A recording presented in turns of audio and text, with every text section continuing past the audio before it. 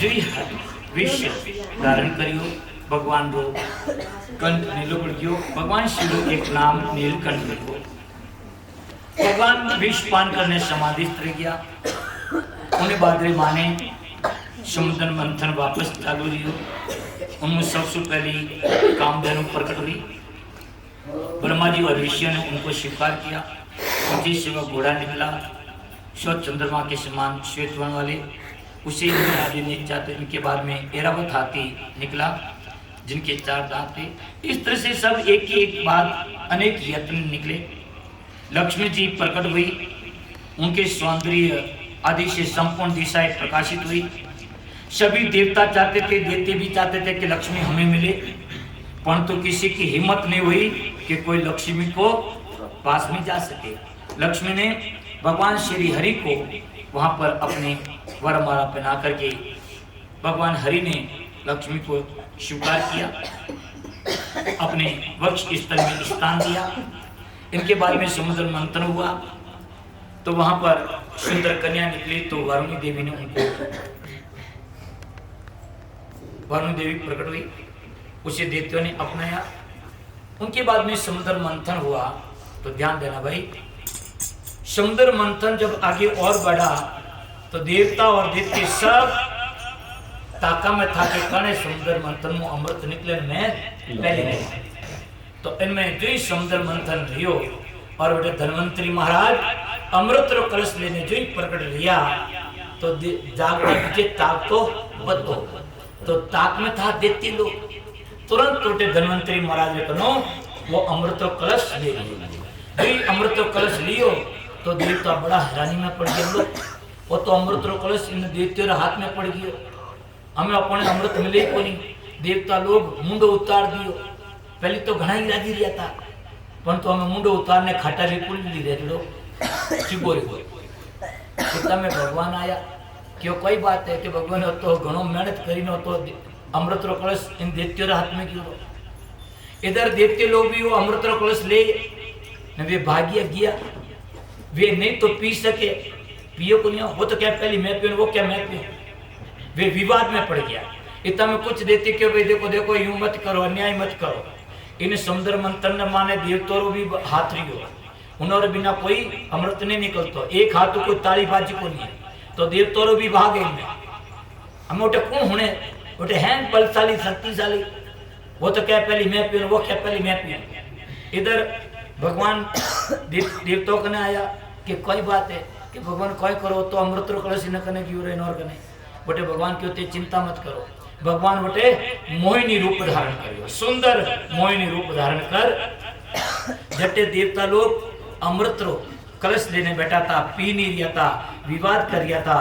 और भगवान बटे उस मोहिनी रूप रे माने बड़ो सुंदर मोहिनी रूप धारण कर आप रे आव भाव चालसू उन सभी देवताओं ने मोहित करता हुआ उन स्थान की तरफ भगवान श्री हरि ने मोहिनी रूप में आवता देख ने देवते लोग क्यों अरे हाँ कौन है इतनी सुंदर मोहिनी रूप धारण करने अब कौन है। उन्हें देख पुराने सभी देवते आंखें फटी फटी रहेगी, मुंडी फाटो फाटो रहेगी और कहो नूनम त्वम विधिना शुभोरु प्रेषिता असी शरीर में नाम सर्वे इंद्रिय महत्व विधातुम शगुणेन किम।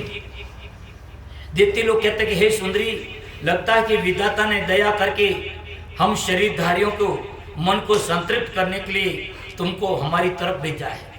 देखो हम सब एक ही जाति के हैं, हम सभी एक वस्तु को लेकर के विवाद कर रहे हैं, तुम हम सबका विवाद मिटा दो। हम सभी महिषी कश्यप की औलाद है। देवता और दैत्य मिल प्राण घोर परिश्रम करने अमृत निकालियो। अब तुम इस प्रकार इस हम सबके बांट दो। वे दैत्य लोग खुद ही कह के मोरो ओ अमृत है नहीं, मैं सभी देवता दैत्य मिल प्राण निकालियो, मोर में विवाद नहीं क्यों और ले अमृत रो कलश तू ले ले न मोरे विवाद ने मेट के। भगवान वही चाहता था। भगवान ने भी दैत्य वटे अमृत रो कलश ले दी दियो। भगवान मोहिनी रूप में अमृत कलश ले न मुस्कुराता हुआ कहो अरे दैत्य लोगों, तुम सब कश्यप की संतान हो और मैं कौन हूँ, मैं एक उल्टा नारी।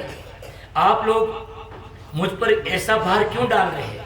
अरे विवेकी पुरुष कभी अपनी इच्छा से विचरण करने वाली स्त्रियों के ऊपर विश्वास नहीं करते। हे दैत्यों, कुत्ते और व्यभिचारी स्त्री सदैव मित्रता उनकी स्थायी नहीं होती, दोनों ही हमेशा नवीन शिकार खोजते रहते हैं।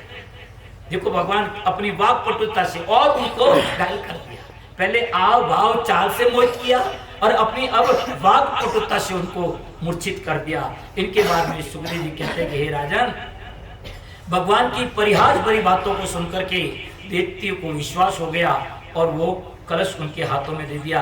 भगवान क्यों कि भाई थोड़ा विवाद तो मेड़ दूं, परंतु कौम एक है कि कोई हमारी ने कौम में कोई बाधा निकल नहीं डालो, कोई बाधा ठीक है, एक कौम बेर है कि कोई थोने अमृत पीनो, हाँ तो अमृत पीनो तो थोने 51 रखना पड़ी, उपवास रखना पड़ी, परंतु दैत्य कभी भूखा रहे, भूखा ही रही के अमृत पीनो मरतो के करने मार रिया रात के उपवास भी 51 रात के चलो ठीक है। दूसरो कौम बेर करना पड़ी कोई कि सुबह सुबह तोने 4 बजे जाने गंगा जी में ठंडा ठंडा पानी में डुबकी लगाना।